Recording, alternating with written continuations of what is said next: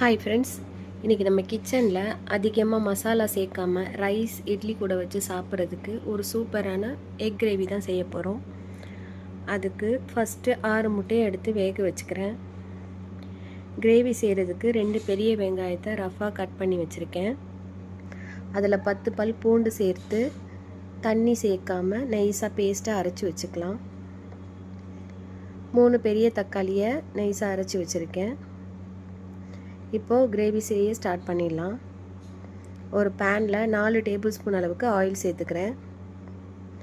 Oil சூடானதுக்கப்புறம் கொஞ்சமாக சீரகம், கருவேப்பிலை சேர்த்து பொரிய விடலாம். அரைச்சி வச்சுருக்க வெங்காய பேஸ்ட்டை சேர்த்து சிம்லேயே வச்சு வதக்கிக்கலாம். வெங்காயம் நல்லா வெந்து டிரான்ஸ்பரண்ட் ஆனதுக்கப்புறம் எண்ணெயெல்லாம் பிரிஞ்சு வந்துடும். இந்த ஸ்டேஜில் 2 சிட்டிகை அளவுக்கு மஞ்சள் தூள், 2 டேபிள் ஸ்பூன் அளவுக்கு மிளகாய் தூள் சேர்த்து சிம்லேயே வச்சு வதக்கிக்கலாம். இந்த கிரேவி ஃபுல்லாக சிம்லேயே தான் செய்யணும். இப்போது மசாலா நல்லா வெந்ததுக்கப்புறம் அரைச்சி வச்சுருக்க தக்காளியும் பேஸ்ட்டையும் சேர்த்துக்கலாம். 1 டேபிள் ஸ்பூன் அளவுக்கு கல்லுப்பு சேர்த்துக்கிறேன். இடையில தக்காளியை மிக்ஸ் பண்ணிக்கலாம்.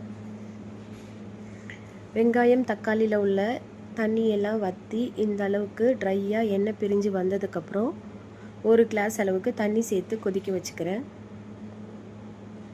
சிம்லே 5 மினிட்ஸ் கொதிக்கட்டும். நம்மளுக்கு தேவையான கன்சிஸ்டன்சி வந்ததுக்கப்புறம் முட்டையை இந்த மாதிரி 2ஆக கட் பண்ணி சேர்த்துக்கிறேன். திரும்பவும் சிம்லேயே வச்சுக்கிறேன். இப்போது நம்ம சேர்த்த எக் எல்லாமே கிரேவியில் நல்லா சோக்காகி ரொம்ப டேஸ்ட்டாக இருக்கும். ஃபைனலாக மல்லியில் தூவி நம்மளோட எக் கிரேவியை சாப்பிட்டு என்ஜாய் பண்ணலாம்.